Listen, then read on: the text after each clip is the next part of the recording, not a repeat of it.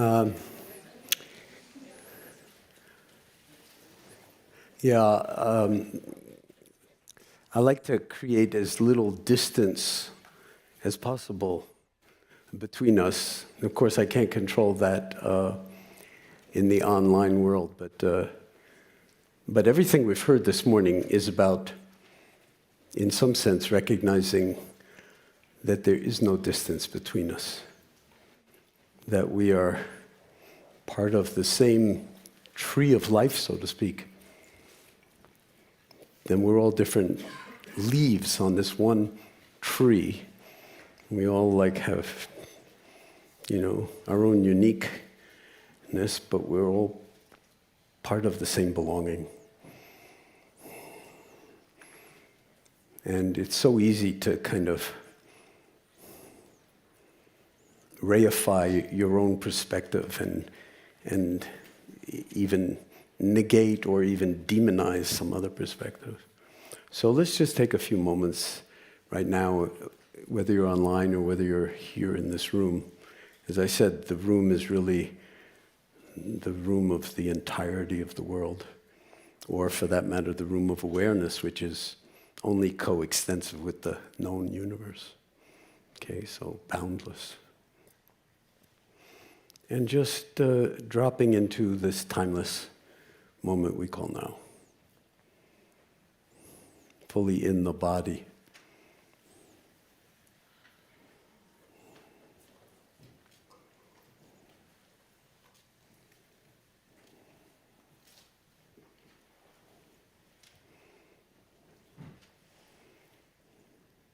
And if you understand anything about silence from your own direct experiencing of it, then as was suggested this morning and in those little few lines from Rilke, the silence is never not here.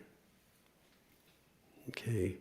And it, with practice, becomes synonymous with embodied wakefulness and stillness and you being you. And that's exactly what I would say we most need on planet Earth at the moment, is for every single one of us to be not some contrivance of who we want to be, but actually a recognition of our original beauty, so to speak. And that we're part of a skein, an interconnected web of beings where it's never about me, it's always about we. And we need each other. And we're infinitely connected. And actually, how many of you are mothers? Raise your hands up high. Okay, so I can report for the people who can't see you that there are a lot of hands up in the room. There are a lot of mothers in the room. And how many of you in the room were born out of mothers, out of the bodies of women? Come and see me later if you can't raise your hand. So, is that a miracle or what? If you just try to wrap your mind around it, it's impossible. It's kind of so miraculous.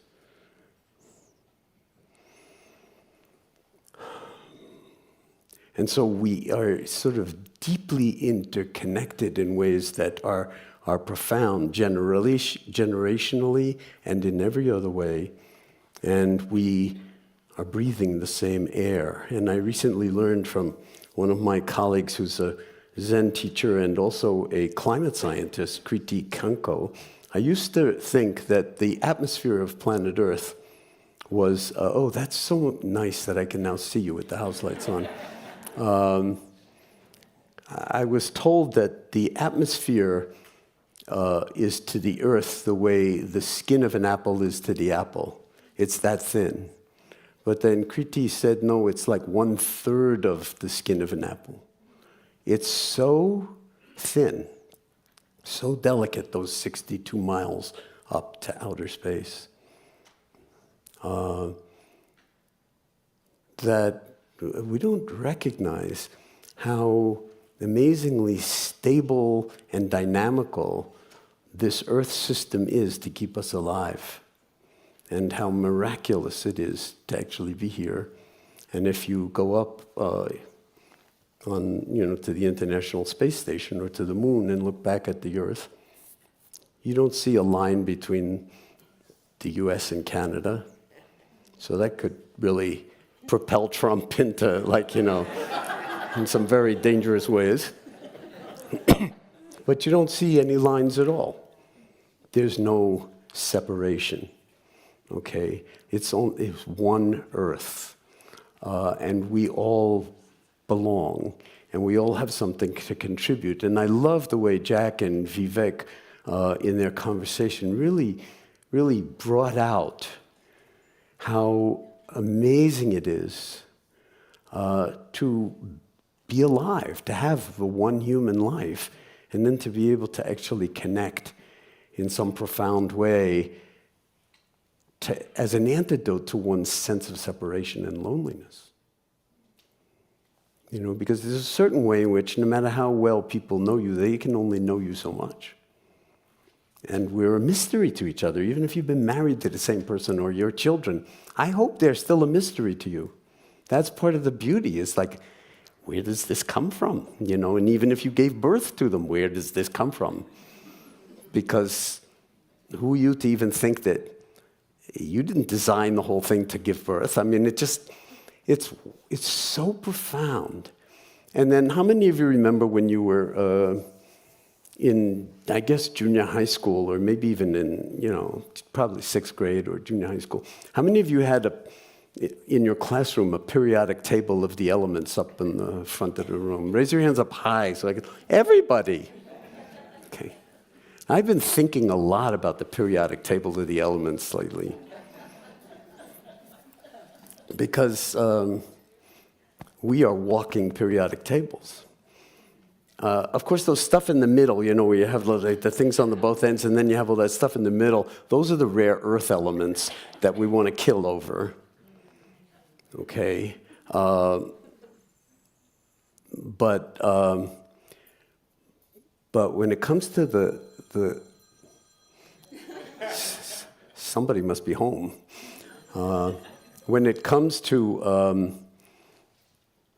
the body, all of the elements that make up the body, hydrogen and carbon and oxygen and nitrogen and phosphorus and sulfur, they're all in the periodic table, they're elements, and they all came out of either the hydrogen out of the Big Bang and everything else out of stars.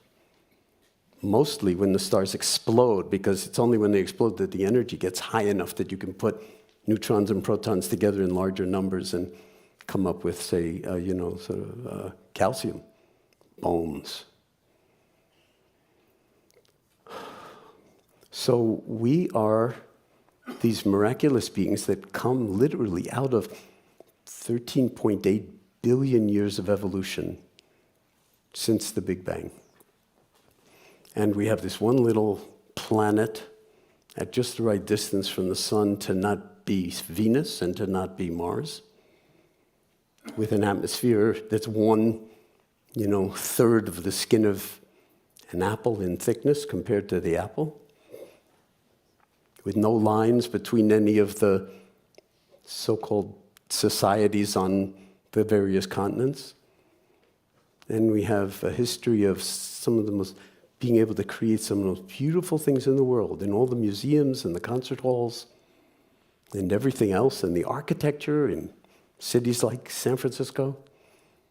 And yet we persist in also killing each other at scale and developing weapons that every generation of the weapons are just more capable of killing more and more people.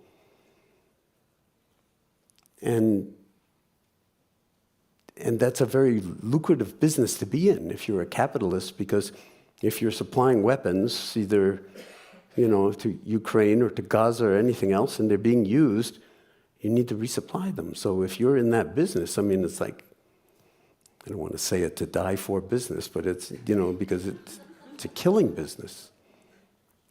But I think what Vivek and Jack were getting at, and Rhonda too, and certainly the practice of mindfulness, is all about the Zen koan, is it possible for human beings to live together on planet Earth? Because our weapons now are at a point where we can annihilate ourselves in an infinite number of different ways and dysregulate all of the planetary cycles, whether it's the carbon cycle or the sort of phosphorus cycle or the heat circulations in the atmosphere and the ocean currents, like the Gulf Stream. And the coral reefs, and we're disrupting everything. And we know it. That knowing quality, it seems to me, is the only thing that will actually save us from ourselves, is if we can wake up to the lawfulness of the universe that, the Buddha articulated in that tradition only 2,600 years ago, that if you mistake your relative sense of self as something permanent and actual, it's a prescription for suffering, and also for aggression, for meanness as opposed to kindness. So I would say that at this particular moment on planet Earth, and my experience of MBSR, when I started MBSR in 1979, the idea was to bring meditation into the mainstream of medicine. And you heard the Vivek Murthy, the Surgeon General. Well, in 1979, when I started at MBSR, one of the things that inspired me was the 1979 Surgeon General's report that stated very clearly that stress was a risk factor for disease, for morbidity and mortality, as they say. And so why not actually have a safety net in every hospital that would catch people falling through the cracks of the healthcare system? Because in 1979, there were cracks in the healthcare system. Now, it's all chasms, it's like there's almost no healthcare system, and whatever there has been that's still beautiful is being dismantled by the government itself, by Doge. The grants are being stopped. Everything good is actually being stopped out of ignorance. They don't even know that it's good. I mean, it's just like, if the universities are doing it, it must be bad. So without inquiring, it's just like destroying. But the notion that we could bring meditation into medicine, the words sound a lot alike, and that's because they're linked at the hip. That was considered the far side of the lunatic fringe, like the Visigoths are at the gates of Western civilization, about to tear it down in terms of our accomplishments in medicine and science by bringing in this lunatic meditative bullshit. And now it's like mindfulness, medicine, of course. And in only 40 years.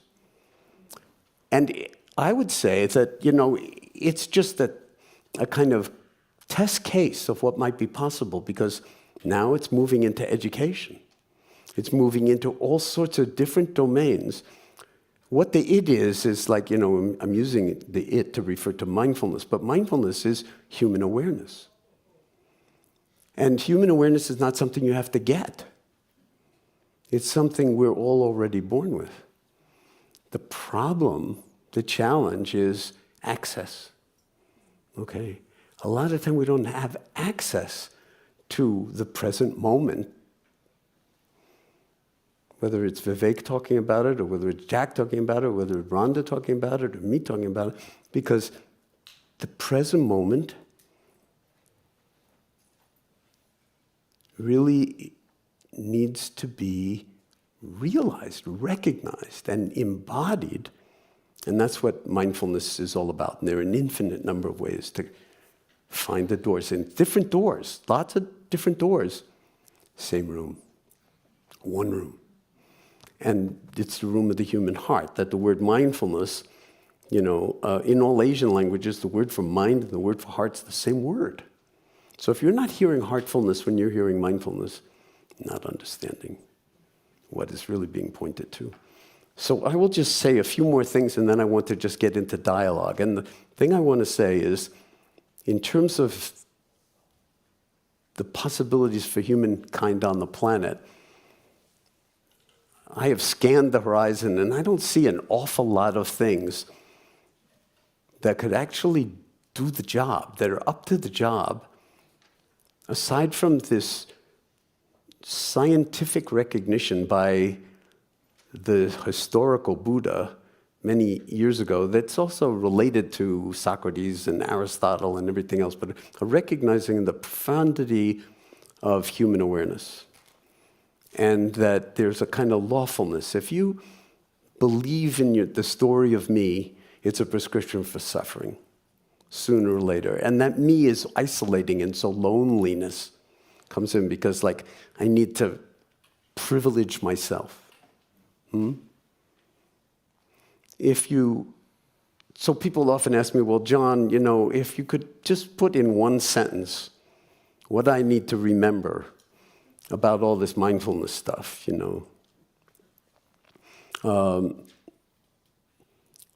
The Buddha actually was asked that question, can you put your 45 years of teaching into one sentence? And I like to say, on the off chance he wasn't joking, maybe we should all memorize that sentence. And it's this: nothing is to be clung to as I, me, and mine. Now, the personal pronouns, like, everybody's kind of a little bent out of shape about them, and we're going to war, and we're like, can't use pronouns anymore. If you mention pronouns, like, you're too woke and you're no longer human or whatever it is. But my challenge is, what about the I, me, and mine?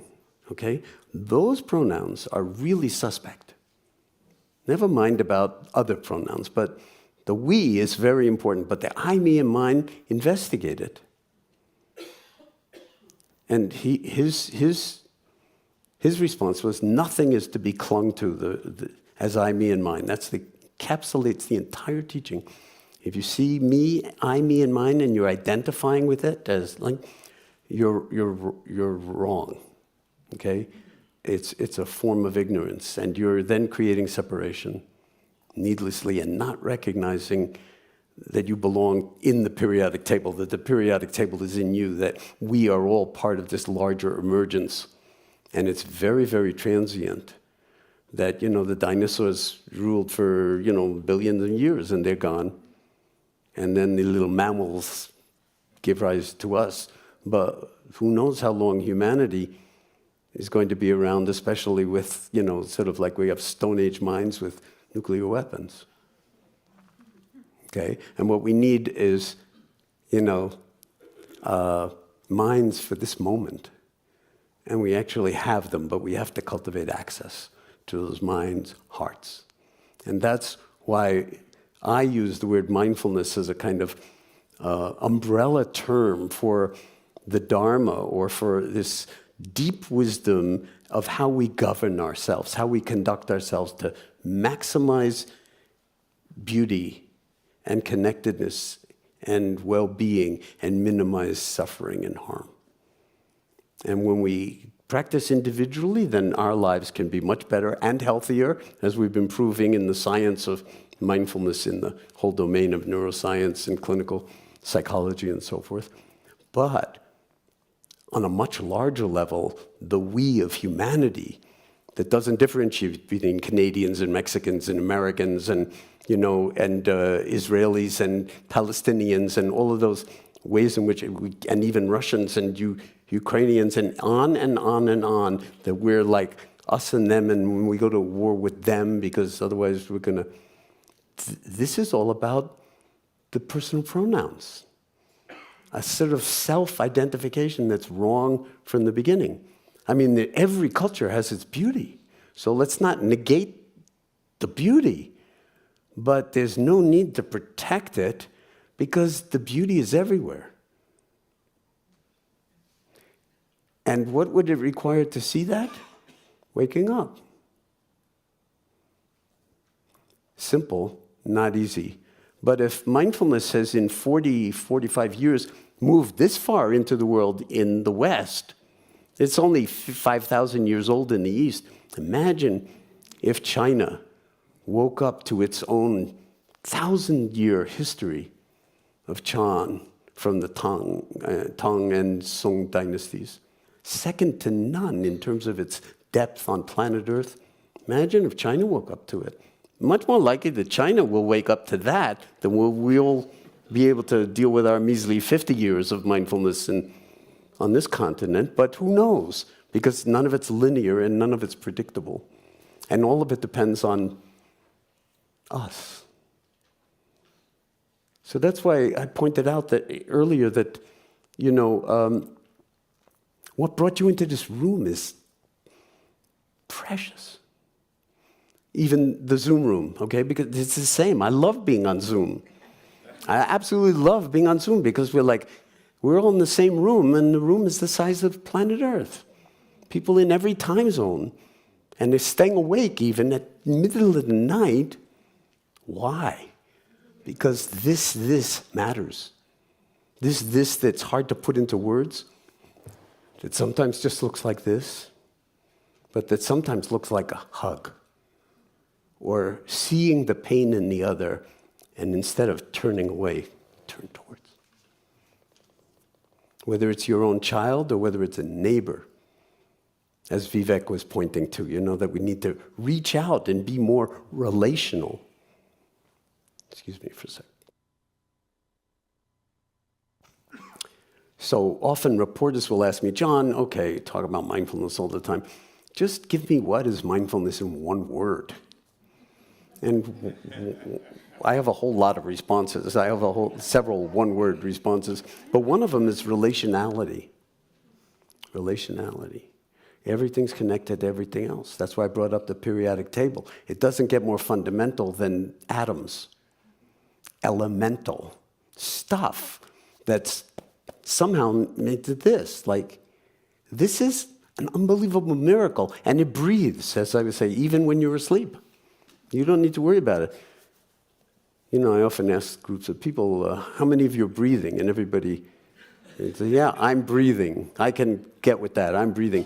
And I say, if it was up to you to breathing, you would have died a long time ago. Because you're so unreliable. You get distracted, whoops, dead. So the collaboration of the brainstem and the phrenic nerve and the diaphragm doesn't let you, whoever you want to claim yourself to be, personal pronoun, doesn't let you anywhere near the actual apparatus to breathe. Except to hold your breath, but you can't do it for that long. So if we recognize our miraculousness, and Thich Nhat Hanh framed it as the miracle of mindfulness, but there's no mindfulness without humans. Okay? So we're the miracle. And we have the capacity built in. Awareness is not something you get. You're born with it. It's like natal privilege, to coin a term. It's just comes with the territory. But what doesn't come with the territory is knowing how to access it when you need it. And that requires exercising a muscle. And I like to put it, and I mean this metaphorically, because as I've gotten older, I've gotten a lot less rigid in what I think it takes to, really practice in this kind of a way. So I actually have been, in the past decade or so, more and more inclined to tell people, you don't even have to get out of bed in the morning. If it's too hard to get on your ass on the cushion, right next to the bed or in some other room, stay in bed. Stay in bed. You say, don't you all say in the morning when you wake up, whether it's with the alarm or anything else, you say, I woke up. Bullshit. You didn't wake up. You're just on autopilot. You're just feet are on the floor and you're rushing to feed the kids or go to the bathroom or whatever it is, which is why I emphasize sometimes, hey, next time you're in the shower, check and see if you are. Because you may be in your first meeting of the day, and you may have the whole meeting in the shower with you, and you're not really experiencing the shower or anything else, like eating. So it's pretty elemental, it's pretty basic, and it's very easy to make fun of. But it turns out it's only the most fundamental aspect of our precocious evolutionary inheritance that is universal and that is framed, though, in an infinite number of different ways. So every culture is going to frame it differently, express it artistically and musically and in different ways. And what's there to fight with? You know, our Mona Lisa is better than your some other painting? It's insane. So if we've come this far already in terms of, say, what some people, I never use this term, but I find I am actually going to use it right now, mindfulness revolution. I mean, Vivek Murthy, on my website, I have him guiding mindfulness meditations. Because he did that a couple of years ago while he was still Surgeon General. The Surgeon General was guiding mindfulness meditations 45 years after the Surgeon General somehow propelled the development of MBSR. Things happen. And they are impersonal in a certain way, but they can actually be galvanized, those energies, and that needs all of us. We're all cells of the one body politic. Every single one of us is a cell of the body politic of life on Earth, or the United States. And we should take it seriously when forces of autocracy, which you could think of as a little bit like cancer, just sort of take over. Because every cell needs an oxygen supply. There's trillions and trillions of cells in your body.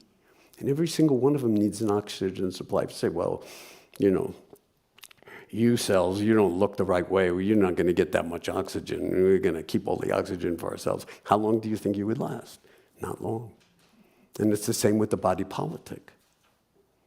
We need to learn how to govern ourselves, which is the root meaning of the term Dharma. And so my optimism really has to do with the fact that if mindfulness has carried us this far, why not take it to another level? Through love, through that radical act of embodied wakefulness and love, and seeing where we fall into othering.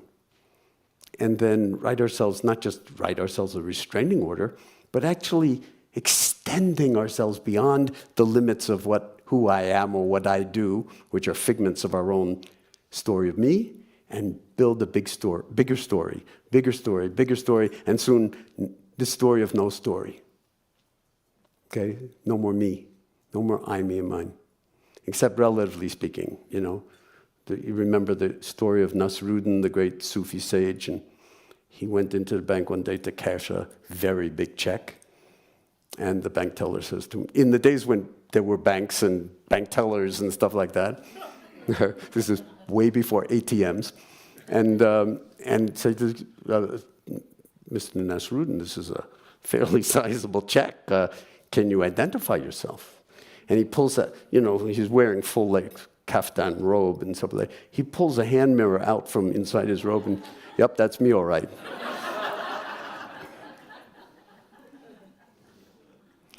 So the challenges that we're in are too serious to take too seriously. And when people ask me, well, if you could just say one thing about what I need to remember around this whole issue I'm pointing to with I, me, and mine, it's don't take seriously what's not really serious. Okay? Seriously. And with that lens, you can see how easily we collapse into defensiveness when something tweaks us. I don't like that. That's a threat to me. That's a gift to actually look at, and it's like, who is that me that feels so threatened by somebody that's different? And actually, like, on purpose, as part of your meditation practice, note that for sure. And then just open, just for fun, just as an experiment, see what happens. I'm not suggesting that you go out and try this in the most dangerous neighborhoods at 3 o'clock in the morning in San Francisco. Okay? I mean, you have to also be discerning. But within reason, You can play with expanding the sense of seeing the other as human and worthy and a flowering of life and meaning on planet Earth and belonging and fears and loneliness and all of that stuff that everybody was talking about. So I would like to now, again, remind you that I said earlier that this is all part of the meditation practice. It's not like, oh, now we're going to meditate, or now we're going to have Q&A or something like that. There's only this now. And whatever unfolds as part of the meditation practice, if you are bringing that kind of attitude to it, that kind of lens to it, and that kind of impersonal orientation to it, so it's not all about I, me, and mine, but it's about what can we learn from each other? What could we actually empower each other to do that none of us can do on our own?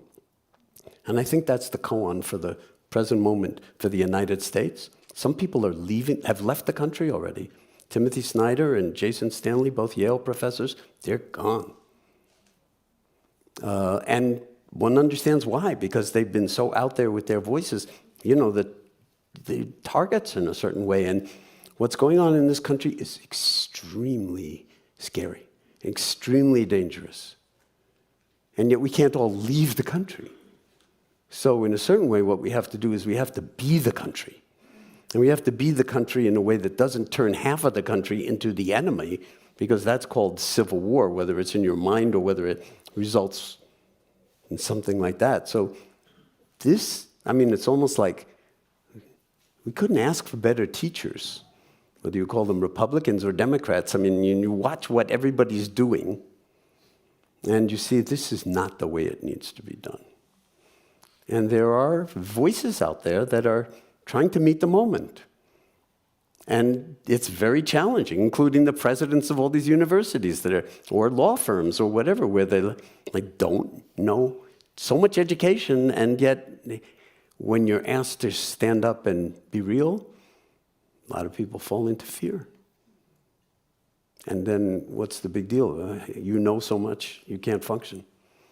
And, so the universities have created, in some sense, our own challenges in a certain way, but that doesn't mean we should annihilate the universities. They're like one of the most profound gifts on planet Earth.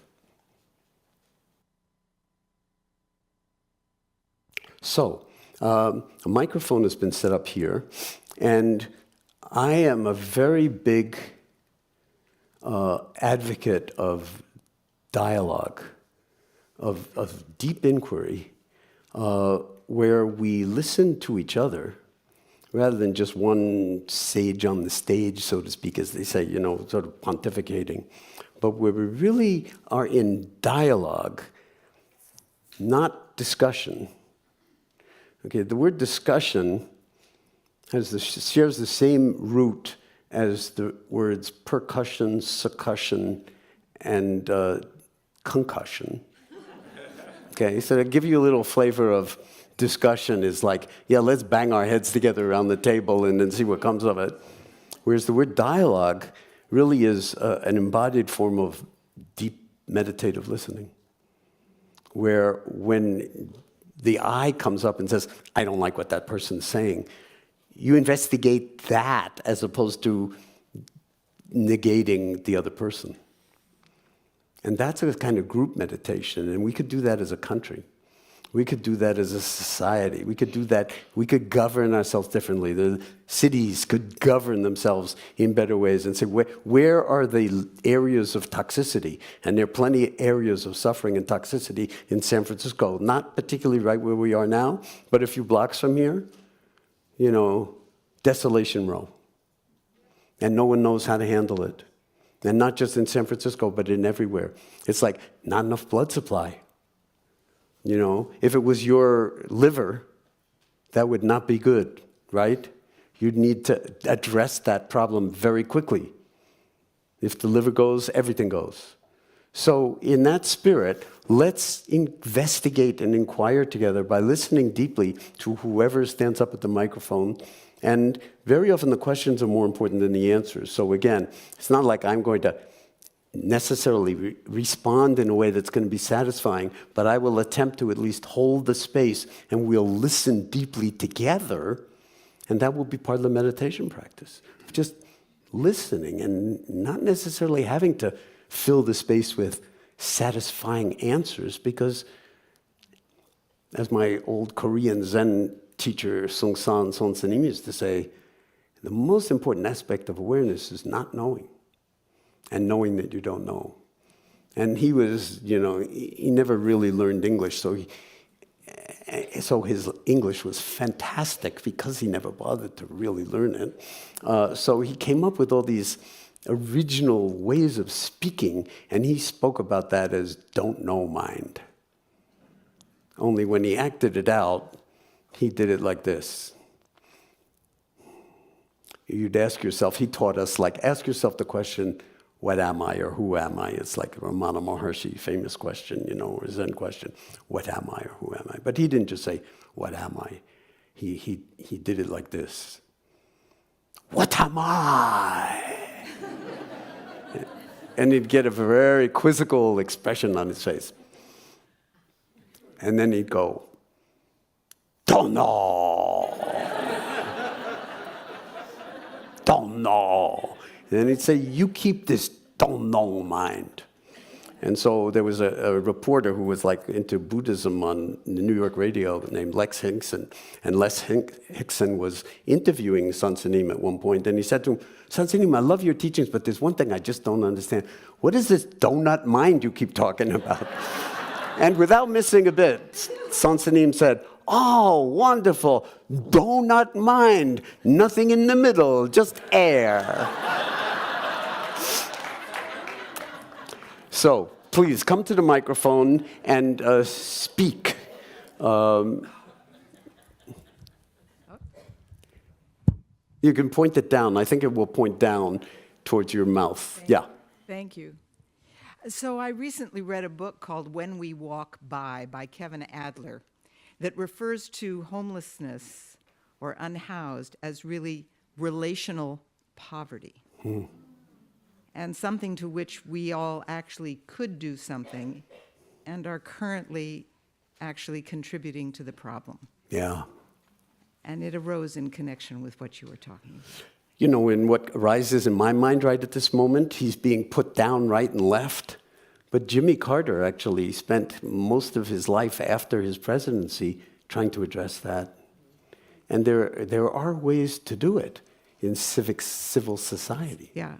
But I think what's so interesting about it is that it's an individual act as well as a societal one. Meaning that literally asking someone if they're okay. Yeah. Which I would say I, among many, don't ask. Yeah. Yeah. And there are cultures, the old days. I remember being in Greece in the 60s, and if you asked somebody for directions and you were an American, they would take you where you were going, but they'd say, why don't you just stay at my house overnight and we'll give you dinner and then we'll take you the next day. There was that level of hospitality, actually. And so related to the word hospital, actually, and hospice. So maybe we do need to cultivate a kind of intentional, open-hearted hospitality in ways that, we're terrified to do. Thank you. Yeah, hey, my name is Adi. Earlier in the session, I heard this term called open heart awareness, or open-hearted awareness. Open-hearted awareness. Yeah, mm-hmm. I think if I remember it correctly. So, just for my understanding, I was wondering, what are these differences between? I tend to have a very analytical mind about mindfulness, open mind, open heart, open-hearted awareness. Yeah. Point the microphone up towards your mouth, because you're taller than the person before you. So it doesn't matter. I'm not talking about the microphone now. It's that's my answer to your question. It doesn't matter. Don't bother yourself about what all that is. It's whatever you think it is probably a good first approximation for now. And the real question is, how does it land in you, in your own heart? Does it produce any kind of resonance that would impel you to be more open or receptive or loving? Of yourself, even. I think on my experience, it seems that when I'm attentive of my heart, Yes. I feel I see more spaciousness, or I feel that there's more space, but then very quickly my mind takes over and my thoughts rush in, and sometimes my mind would even say, "Dude, you're crazy. What are you doing? There's nothing here." Yeah. Well, that's where, when you recognize that that's just thinking, then under the right circumstances, not being naive, you can actually stretch your envelope of possibility. Talk to somebody that you ordinarily wouldn't talk to. Or don't be offended by the first thing they say that you don't like. And that's a yoga. I mean, it's like, there's some stretching there that needs... Maybe you stretch into it in a loving way, and not to the point of breaking, but at least, a little bit, you can find commonality where the mind is saying, othering, different worlds, not interested, frightened, whatever. So the mindfulness is here all the time. There's you don't shut off the awareness. The question is, can you access it? Because otherwise it doesn't engage. Like, if anybody remembers when there were clutch cars, the flywheel has to engage. The clutch disengages and engages the flywheel with the drivetrain. So when there's no engagement, then you just walk away. Okay. Yeah. Thank you. Thank you.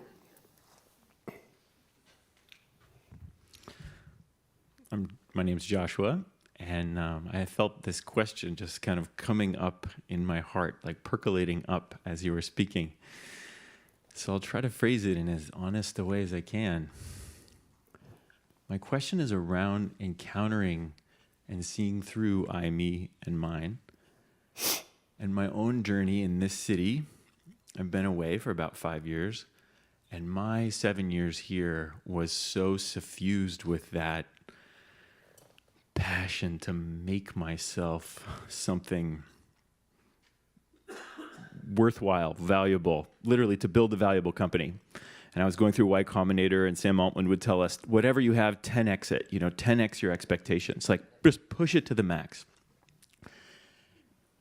And then I had the profound experience of achieving my version of that. And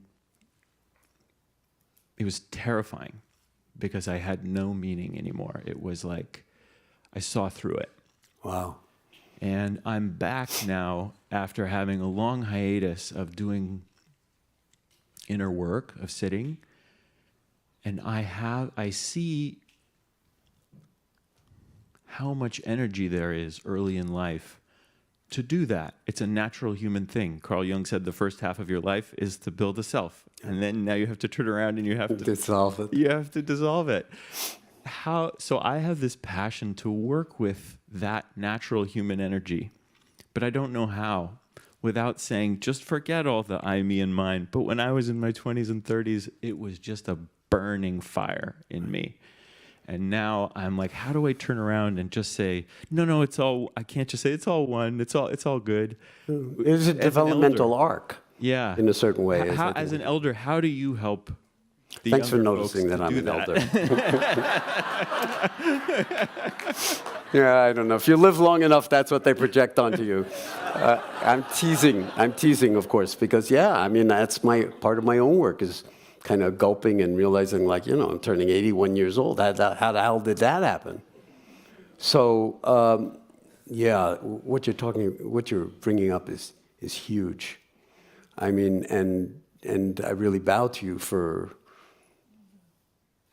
everything that brought you to this moment and asking this question, because it's not just important for you, it's important for everybody. I mean, none of us understand what's going on with OpenAI and everything else, and the potential benefits, and also the potential dehumanizing or rehumanizing or all sorts of different compounding effects that it could have on the analog reality and humanity to the point where we will be a transitory stage in something else that's not what we would consider to be human. And so there's something about, like, we don't want to take the personal pronouns seriously, but there is something we should be taking very, very serious about the analog beauty of 13.8 billion years of evolution.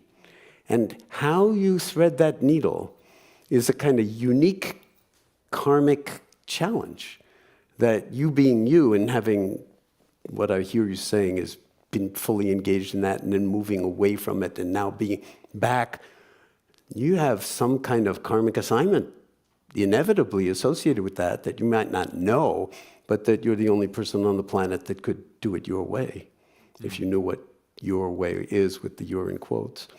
And we need that from everybody, okay? And everybody has different sort of things to contribute to it. But I would just say, let's keep in conversation about this kind of thing. I mean, that's one of the things that Wisdom 2.0 is doing, is bringing these worlds together into dialogue, because there's no stopping AI and AGI, apparently, and no one really knows whether it evil at some point or other will become sentient. But even if it doesn't become sentient, there's a lot of damage that could be done to what we consider to be the development of childhood into adolescence, into adulthood, and everything else, just with the technology that we have now, never mind future technology, and whether we're bonding more to machines than to human beings because they're much more impressive than our parents or our friends, and they don't bother us. Yeah, and efficient, and it's like it denudes the human experience. And seductive in a certain way, and it's not like, and it changes your humanity. So that's why we're here. So Okay. thanks for naming that. Sit with it. And keep up, I would say, not just to you, but to all of us, because we're running out of time shortly. Excuse me. Keep up the one great work. And of course, I'm not specifying what that is. Thank you.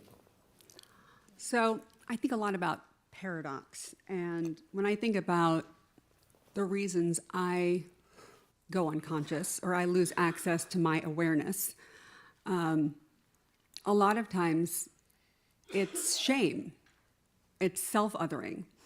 And especially, I think, because of the way, and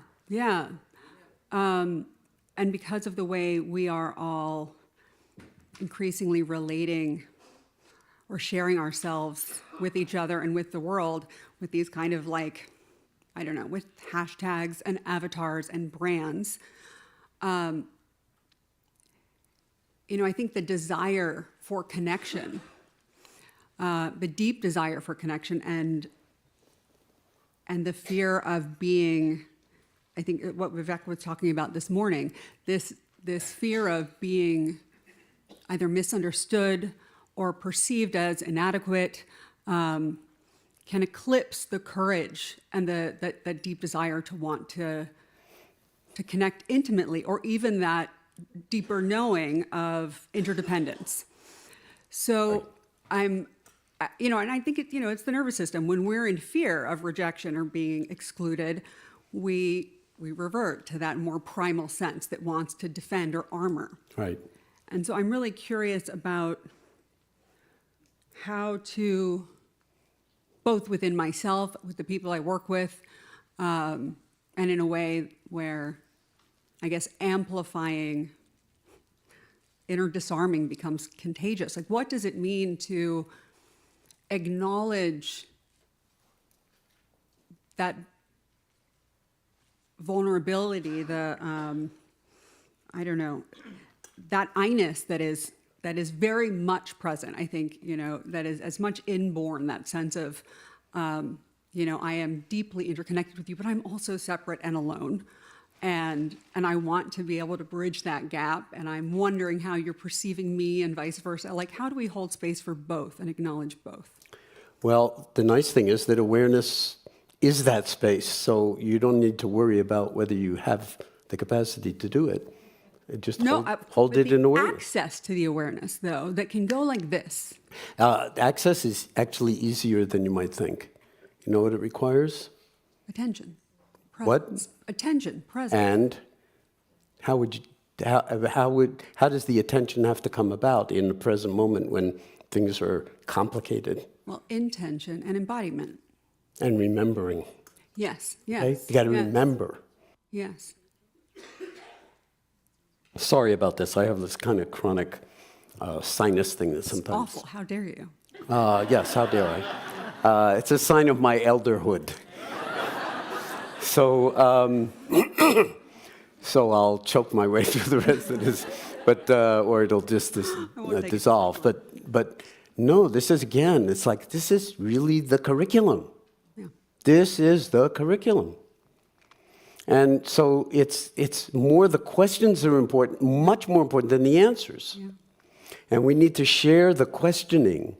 And we'll all have a whole bunch of different ways to be in relationship to this. Mm-hmm. But if we're not asking the right questions, then we're just, in some sense, reifying those personal pronouns and building a more elaborate and, in some sense, a kind of evasive story of myself. For sure. So in a world where we are in multiple places, in multiple contexts at once, Yeah. and where, we can be in this room and connected to Zoom and We are, everything. right in this moment. What reminds you in moments where maybe there's fear, anxiety, or dysregulation of any sort to come back to your body? I mean, practice, of course, but No, don't write that off that fast. Practice, of course. That's it. You just answered your own question. But what is practice? it's coming back. It's remembering. Yes. What if you didn't leave? What if you didn't have to come back? What if you didn't actually get lost? Because while, yes, you could say, relatively speaking, you were lost, there was this awareness functioning. Totally. Do you hear what I'm saying? Oh, yeah. So how Okay, do we so then build there's that no- into the then there's no operational dualism. systems of the forgetting? Because right now I feel like we've systematized forgetting or going away. And going into sort of auto-hypnosis. Right. So how do we reverse that impulse with these frameworks that we have that, as you say, aren't going anywhere? When you wake up in the morning, check and see if you're awake. If not, finish the job, even before you get out of bed. And you can say when your feet hit the floor, yes, I really have awoken, rather than I'm on automatic pilot already zoning through to get the kids out, to school or whatever it is. Right. So it's like, I'm sorry, but, my view of it is that we're, every single one of us is a multifaceted genius. Sure. And that we didn't get that message probably in first grade or even kindergarten. But we are. And I brought up the periodic table as just one of an infinite number of examples, of how miraculous it is to be embodied, to be sentient, and to, be able to breathe and come and go from this room and have a life out there.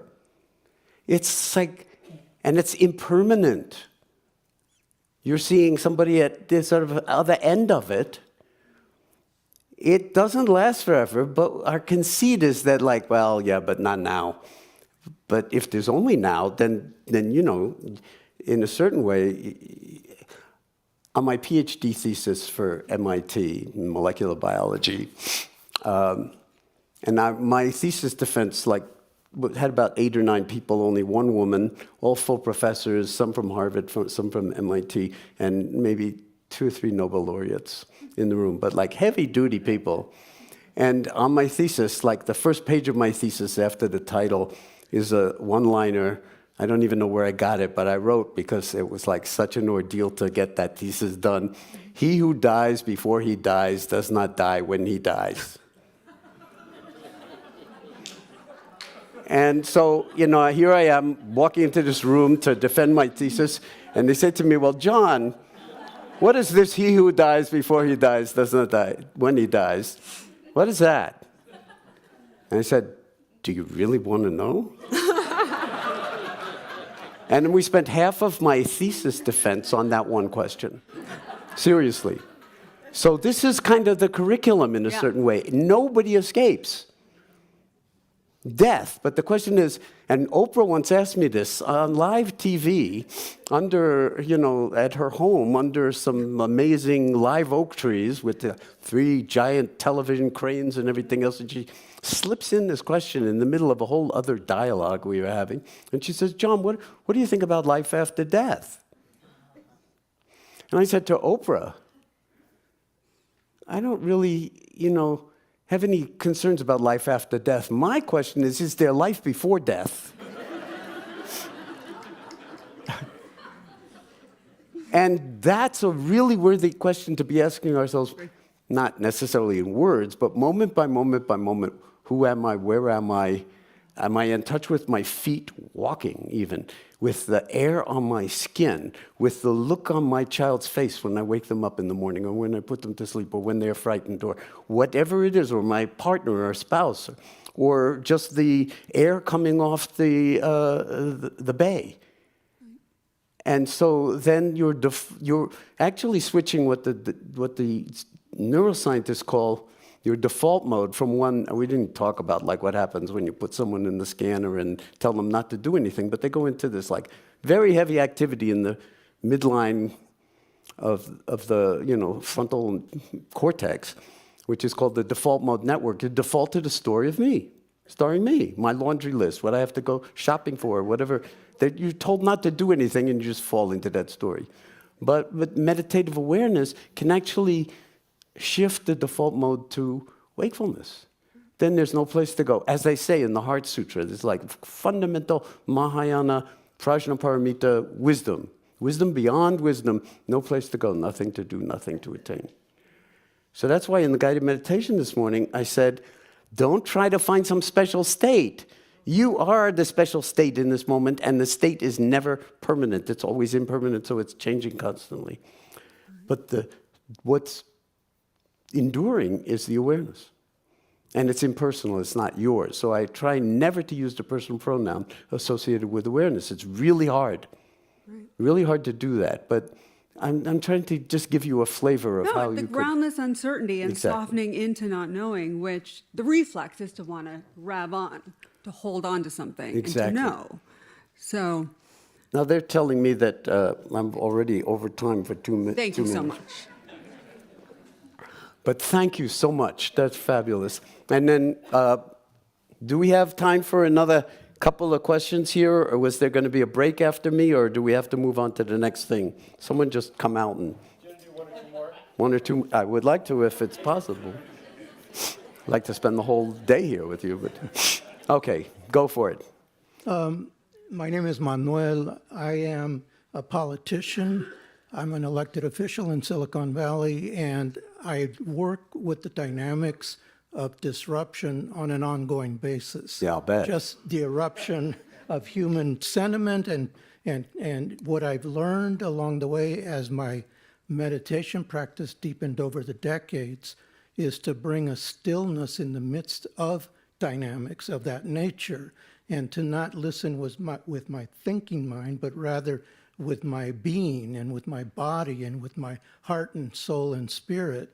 And there's a quote, I don't remember the author at the moment.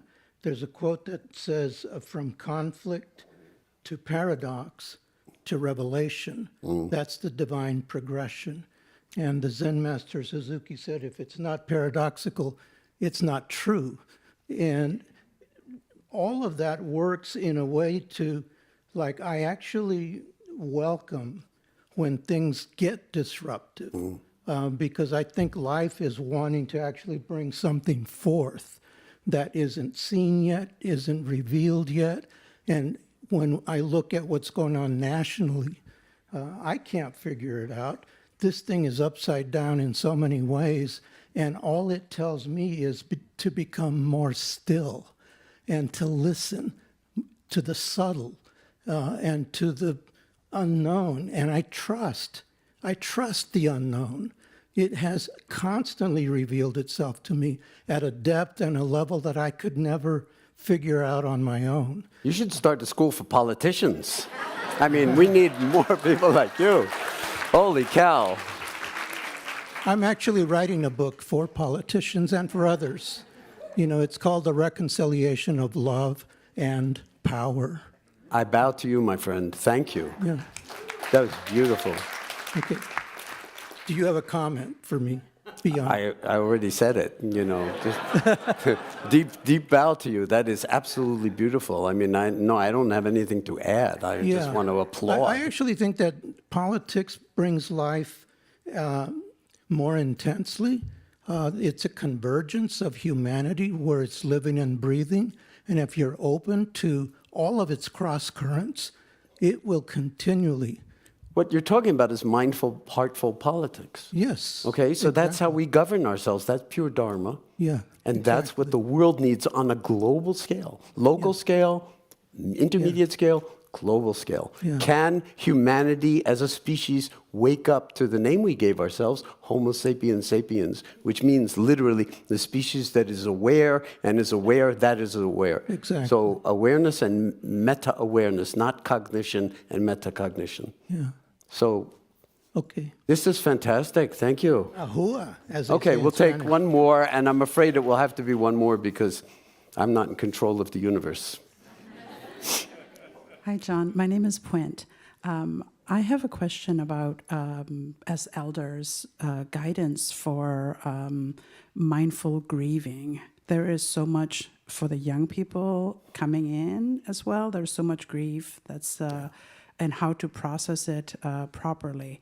So, for example, my husband and I go for walks in the old growth forest and say, okay, the most powerful people on the planet, they don't get to have power over my state of mind. And then, recently in the last couple months, we read the news that, old growth forests and the national forests are going to be cut down. So there's a lot of grief that come for a lot of us working on the climate change and climate action, or people working in general. And I just feel like as the society and the pace of change quicken, there's going to be so much grief, and the society is just not very conducive to processing grief and how to process grief mindfully. So like now our new motto that we're now clinging to is even the sun will die, as a way of holding on onto that memory. Yeah, and if you take a long enough view, that is actually true. And long before the sun dies, it's going to swallow the earth. Right. So let me just take a moment to take that in, because we're all carrying the grief in one way or another, whether we recognize it or not. There's rivers of subterranean grief from very often not being recognized, by being disrespected, by being, robbed of your, autonomy, whatever it is, that there's so many different ways in which we are, harmed by the world. But then I was going to use the word victim, but we don't have to become victims of that. And that's where the liberation comes in, is to see that this is kind of part of the karmic assignment of being human, that there is grief and loss and the mystery of it. Children get cancer and die, and accidents happen, and nobody is, written some guarantee that you'll get through this life unscathed. So that's where heartfulness comes in. That's where compassion comes in. That's where cultivating equanimity in the face of all of that comes in, and taking refuge. And the word refugees, because now there are more refugees on planet Earth than probably since humanity has come out of Africa, and it's going to get worse and worse and worse with climate change. So we need to actually honor what it means to be a refugee. Taking refuge as best we can under very horrible circumstances, and there's something to get out of the wind, to kind of find a way. They're called divine abodes, where we can actually be out of the wind for a moment and just regroup or reconnect with our possibilities and our own interior strength in connection. And so that becomes part of the meditation practice, and that becomes, in some sense, an embodied societal aspect of the meditation practice, is to take care of those people who are in need of refuge by providing refuge. The government is now doing the exact opposite of that at scale. And it's not sustainable. Talk about the environment and sustainability. So we're in an absolutely critical moment in the United States in terms of democracy versus autocracy versus fascism versus unbridled, rampant capitalism that's like beyond even imagining, where there's no ethical constraints at all for the president actually enriching himself while in office because of the privileges of the office. It's like, come on. I mean, it's absolutely fundamental. And but when things shift in a certain way, then the rules seem to change, at least for the haves. And that's where the body politic has to heal itself. How we do that, I'm 10 minutes over already. Thank you. So we'll stop here for now. Thanks so much, folks. It's just absolutely beautiful to be with you.